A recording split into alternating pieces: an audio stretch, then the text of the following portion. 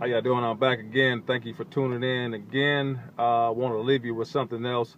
I don't know how much I'm going to actually leave you with for today. I keep saying I'm probably done for today, but every time I think about some knowledge that I actually got, something that God gave me, whatever else, I get bubbled up, and it is desire to share with you. I believe that I don't get knowledge, I don't get understanding, I don't get biblical, I don't get any type of book knowledge, just or whatever it is, or some kind of access, just to have it for myself.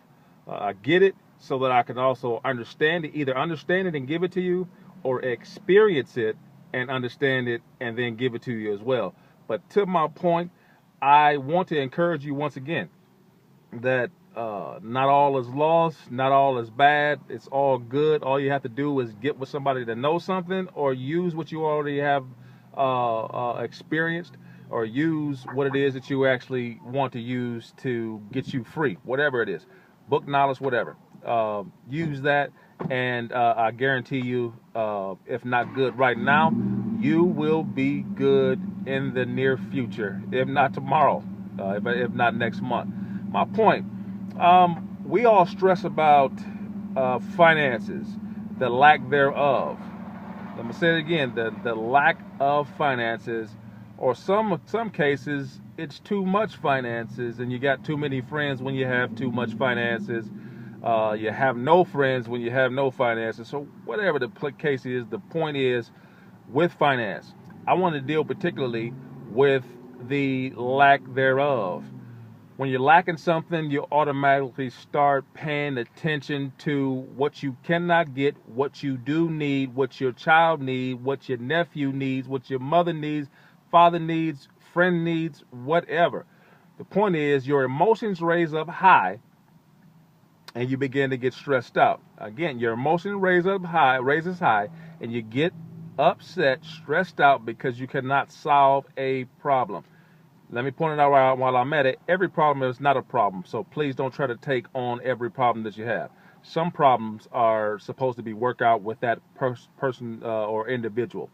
That's the thing on that. But my point is, simply, how can we survive inflation or economic downturn?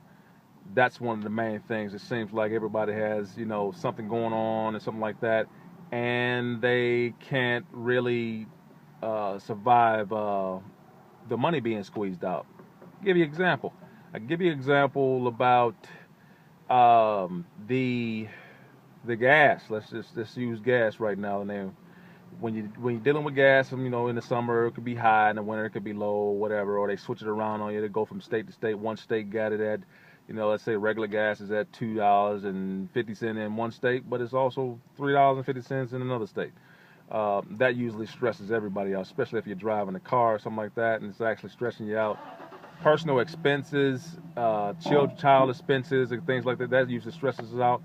But I don't want to go over too many stresses. But I do want to make sure I mention that you can survive that without doing all of the logistics, without doing a whole bunch of brain work. You may not even be a business person, but you got a good idea, a good hustle, a good fundraising idea that can actually help you. You want to, even if you're not doing it business wise, take that idea or that craft or that food or whatever it is that you know how to do, and make sure it's marketable enough, it's presentable enough to promote it on the web. Promote it on the web or get referrals. Somebody likes your pies, whatever it is, and you may have a Family Dollar job or a Rent Center job. I'm a little turned over by Rent Center, but anybody that knows me, I've worked for Rent Center. I just can't do it again. But anyway, while you're working, or you have some kind of job, even if you have no job, if you have a job and it's just not enough, and you're tired of just getting by, use that pie idea, use that other idea, promote it well enough. It doesn't really have to be a business. Promote it well enough so it can create in another stream of income. Let's say you're getting $800 a month, $1,000 a month collectively at your regular job. Promote that pie idea or that other idea to about maybe 800,000 or 1,500 bucks, so you can double your salary. The reason why you don't want to double your salary, first and foremost, to be able to satisfy all your expenses in your home. The second thing is you want to have savings so you don't come out in negative and struggling and stressing out for the next month, next year, whatever that is.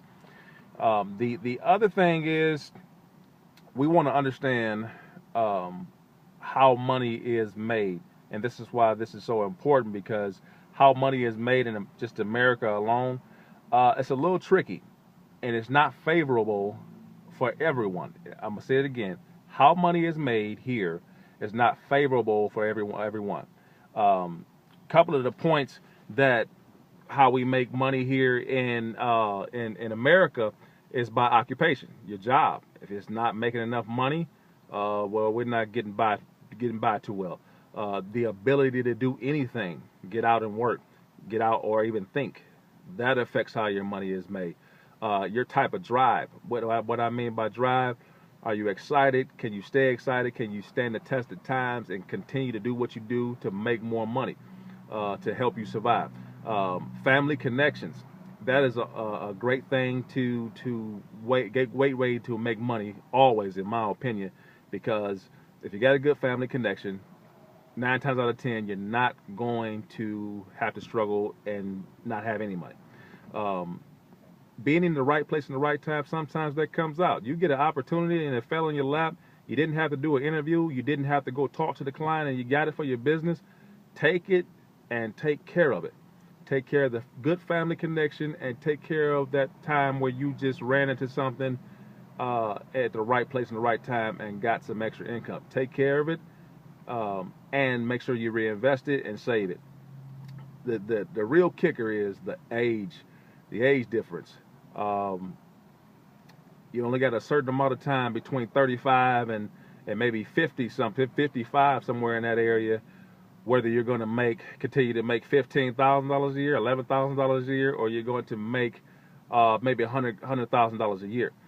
That's how the career and job world works. So education goes into that. If you're not educated, it's a major factor in how you do things. Not necessarily always talking about traditional school.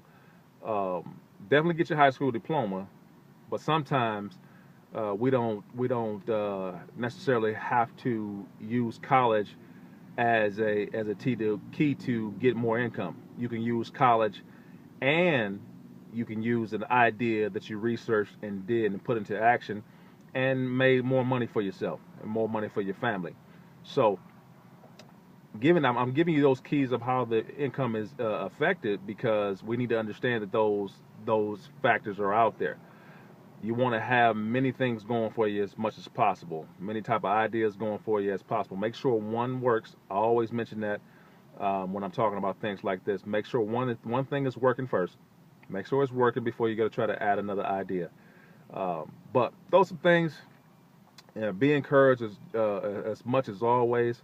And always, if you got questions, concerns, you want to get something marketed, you want to get something trademarked, whatever, get with me. I and my partners, we're out here. You can get credit access, everything. But just get on out there, be encouraged. There is something that anybody can do as long as you put your brain to it. Bless you.